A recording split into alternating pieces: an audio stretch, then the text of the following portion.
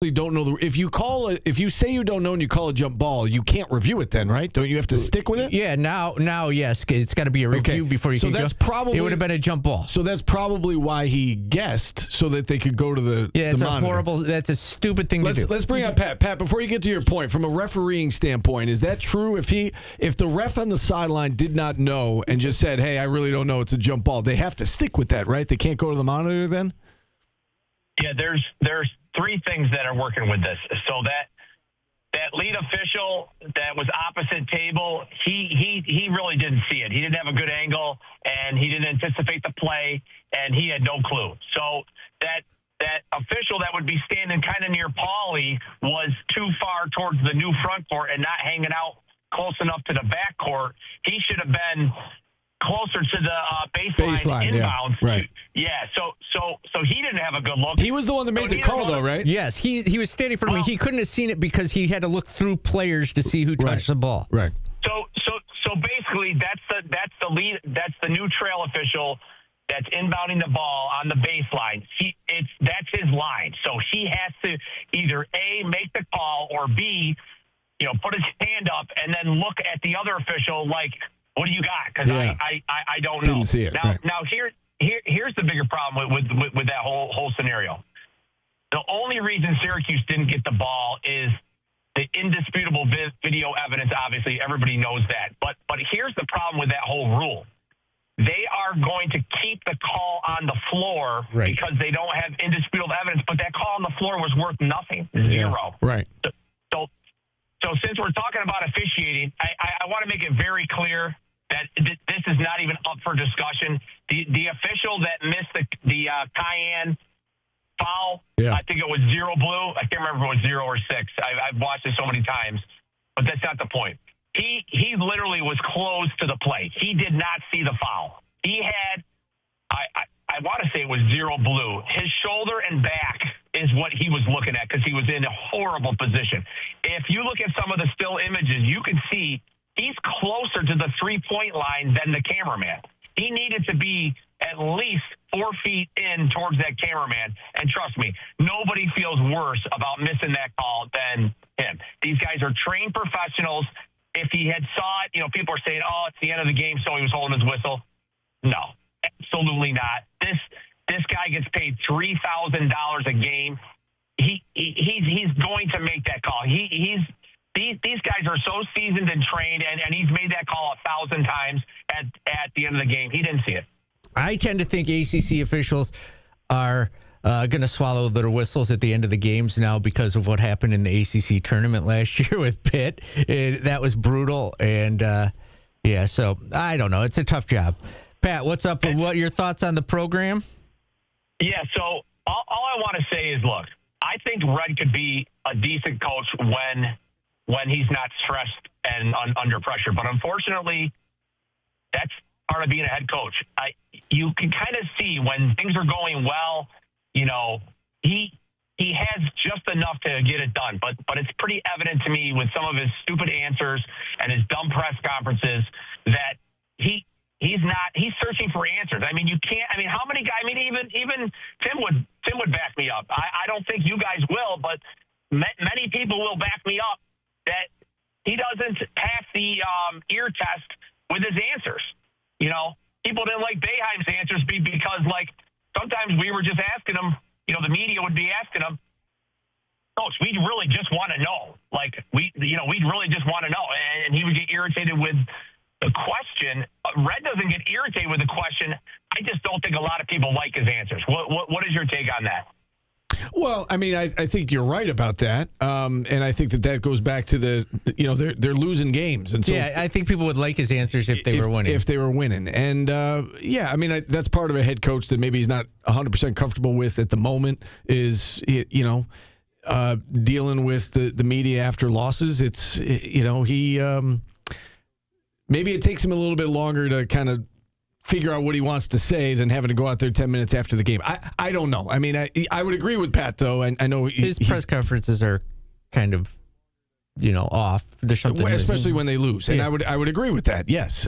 People don't like the answers. And I understand that. I think that when he has time to think about his answers and let the dust settle, and we get him on every Thursday, I think we'll get some better answers on Thursday than you do 10 minutes after the game.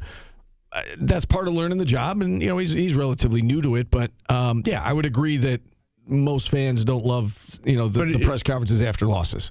If they were winning, he would, no matter what he was saying, you'd be fine with it. Yeah, right. That's the problem. Right. They're not winning games they're supposed to win. Right. It doesn't matter what the hell he says. Who cares?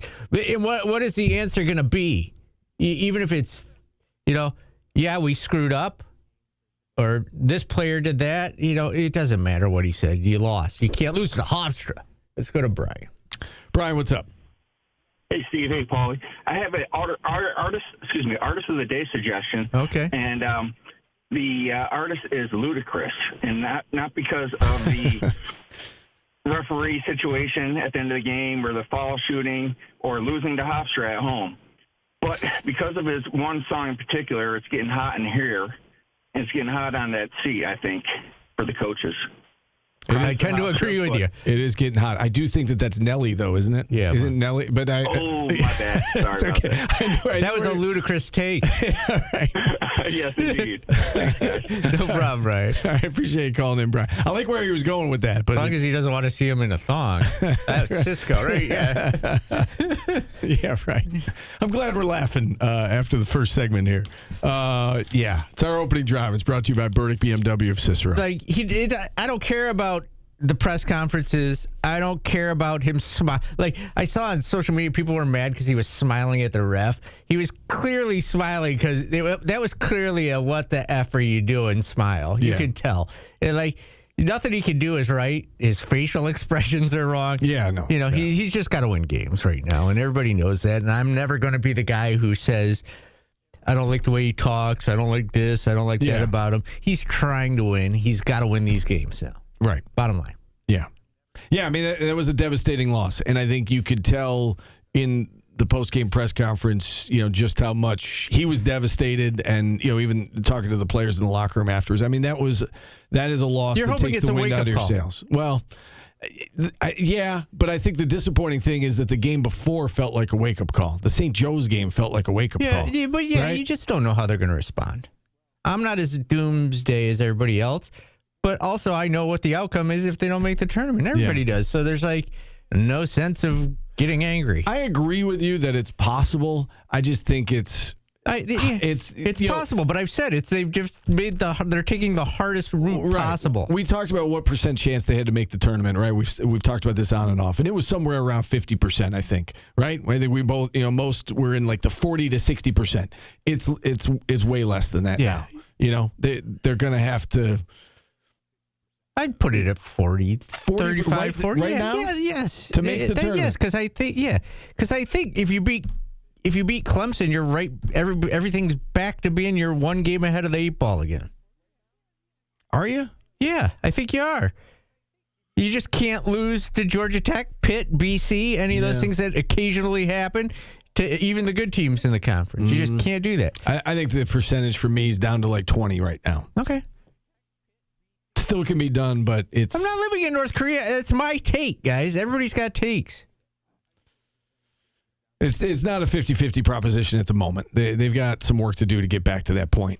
315-437-7644. Slew in our chat says the wake-up call should have been when they went 14-19 last season. You can't do it last year. The talent wasn't there. The NIL wasn't there. If he doesn't make the tournament with the NIL and the talent, that's the problem. Right. And if you're talking about the wake-up call with this team, it's a completely different team, right? They've got 2 guys back. I think the wake-up call for the team, to some degree, was Vegas, right? And then they came out and beat Tennessee. And then they had that sluggish game against St. Joe's, and I thought that was the wake-up call. Listen, you can't mess around in these games. And we all said this going into the Hofstra game. If they beat Hofstra, they are guaranteed 10-3. There's no way that they're losing to one of these next 3 teams. There's no way they're losing to one of these next 3 teams. If they beat Hofstra, you're going to be 10-3 coming out of non-conference, and everybody would have signed up for that. The fact that I think, to me, that's the most disappointing thing is that they came back from that awesome win over Tennessee, the long layoff. They played sluggish against St. Joe's. That should have been the wake-up call. LA Orange says, Paul, Red won 19 games because of Judah. It's abundantly clear. Same fans that wanted Judah off the court. Yeah, right. In crunch time. That's one more call, and then we'll take our break. Let's go to Derek. Derek, what's up? What's going on? Hey, guys. Thanks for having me on. No problem. My first question is, we keep talking about it like a wake-up call.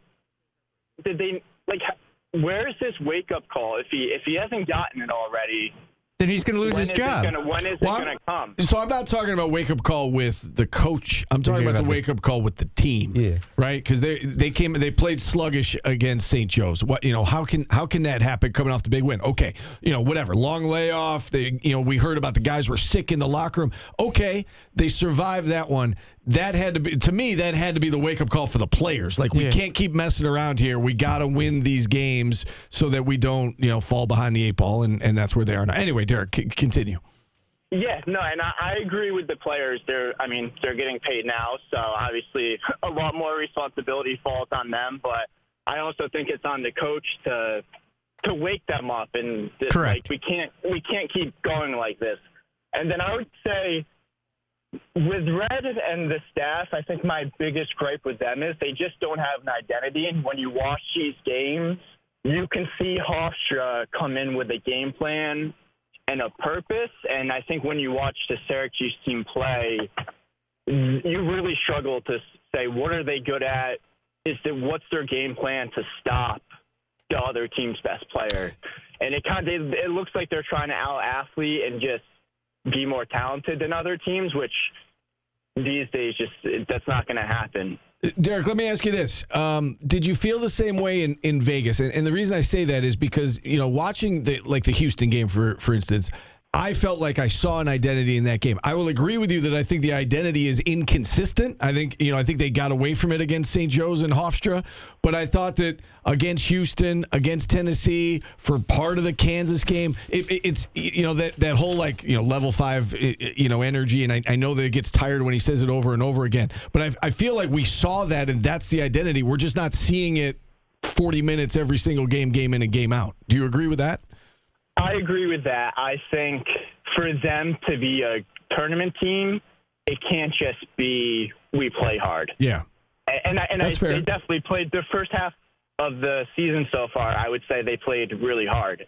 But when you want to beat a Houston and they beat Tennessee, you lose to Kansas, you have a bad second half against Iowa State. I just feel like when you watch those teams, you can tell what they're really good at. Yeah. And when you watch Syracuse, you're wondering, what are they really good at besides playing hard? And now these games where they're not playing as hard, or they're not as locked in, they're losing and playing Hofstra and St. Joe's way too closely. Yeah. And I think for me, that's where I struggle with Red. Like, obviously, been a Syracuse fan my whole life, wanted Red to be successful. I was a college basketball coach for 10 years. You don't want to see someone like that get fired, obviously, but it just comes down to, like, he's a new head coach, and he's got to figure out what is their identity besides playing hard, and how can they be better than other teams. And I think that's where they struggle right now. Yeah, that's a really good call, Derek. Call again. Derek should call more often. That was a good call. I will tell you this. We got to go to a break, but We do.